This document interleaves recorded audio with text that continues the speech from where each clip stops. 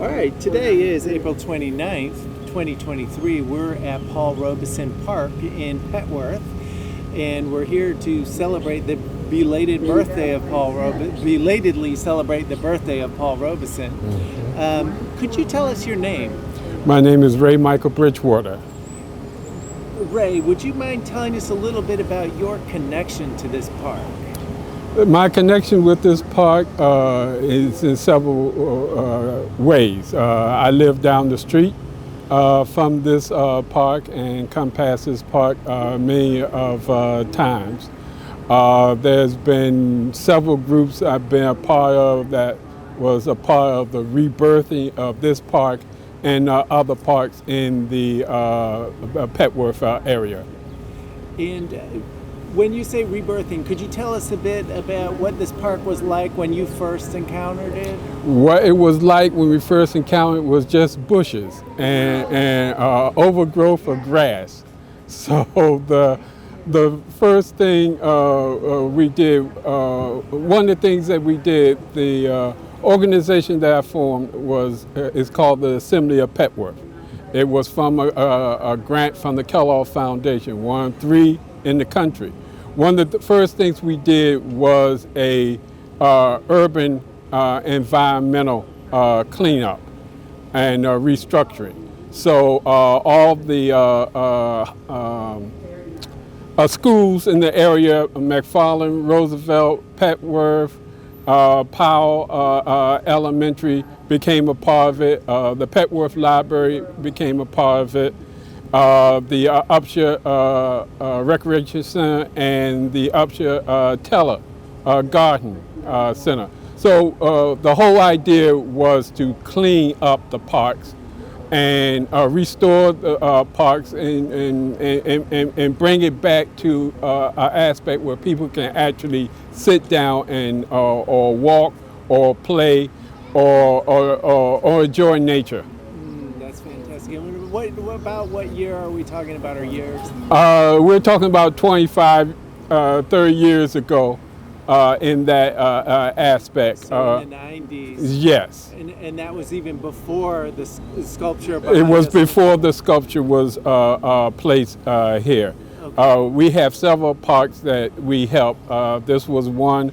There's a park dedicated to Mary Church Terrell down the street at 13th in Arkansas. What we did when I was a member of the Urban Forest Council of DC, we had access to trees and was able to plant bushes. So that's what we did. We helped adopt some of the parks in the area, plant trees and flowers and so forth, and fix it up. Later on, it was fixed up again, then later on it was fixed up again, and this is where we are today. That's terrific. And so these trees, you played a role in planting them. Oh, that's wonderful.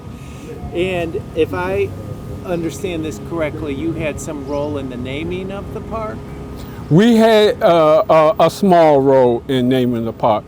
Our main thing was to make sure that the park was kept clean and that the trees and everything was maintenance.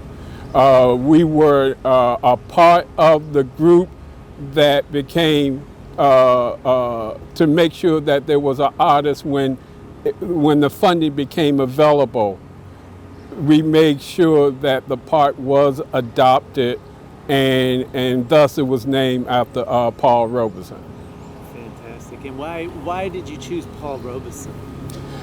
Well, I have a personal story for Paul Robeson, but we wanted to adapt some of the great black artists, civil rights leaders, and so forth.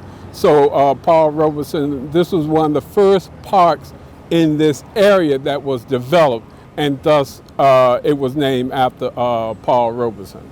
And could you tell me about that personal story? That personal story, my uncle, Jacob Green, played for Paul Robeson when he was over in East Europe, traveled through Russia and China.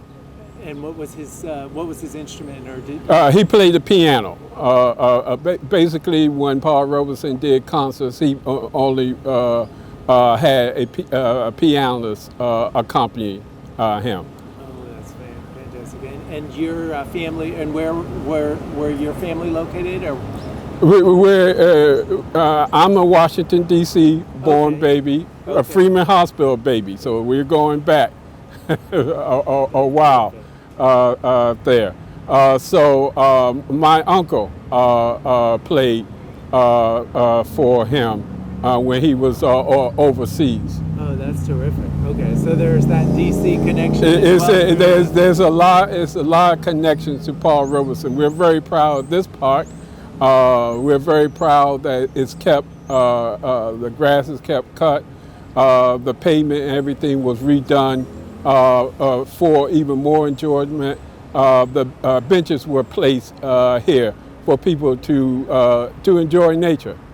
And could you tell me a little bit about how you came to appreciate the trees and the nature? Obviously, that's core to your work, is bringing that piece here. Environmental is a big core of what we do. We concentrate around health and technology, and environment is a part of health. So, as I say, I served on the Urban Forest Council. So what we did was help groups adopt parks, help groups adopt particular areas. We would put out small grants for them to coordinate within that respective community. The kids and the grown-ups decide what they want to do with the park, and we take it from there. We help bring in the trees and the bushes and so forth, and redo it. That's terrific. And so how did you become interested in forestry and urban forestry? Very easy. We use the term tree hugger, so I was a Okay. As a child? well, that's a terminology Right. amongst No, the Urban Forest Council as tree huggers. Growing trees, planting trees, beautifying the community. Our local community group, the Hands Together Neighborhood Club, we had a garden contest and so forth. So the whole idea was to make the community beautiful. I see. And is this, and let me just say, I'm also a tree hugger, so, and I'm just really fascinated by that kind of the history of urban forestry. And was this something that your parents pass on to you, or this love of nature, or how? Always the love of nature. All of that is my parents passed on to us. We were as a kid cutting grass and everything, so you get to appreciate the trees and so forth, the shade that it creates, the air that it helps clean and process, and the whole idea is making the community beautiful, making the community livable for those who've been here for many years. That's fantastic. Is there anything else you'd like to share with us today? This is a great day. Paul Robeson, my background is mass communication, so film and theater is part of my background. So Paul Robeson was a great artist and performer, and he was a great athlete. He could have been a great football player or rugby player. So he was just as much as a great athlete as he was a great performer and humanitarian, and a person who looked out for the workers. He was very big on the union workers and so forth. Thank you so much. I appreciate it. My pleasure.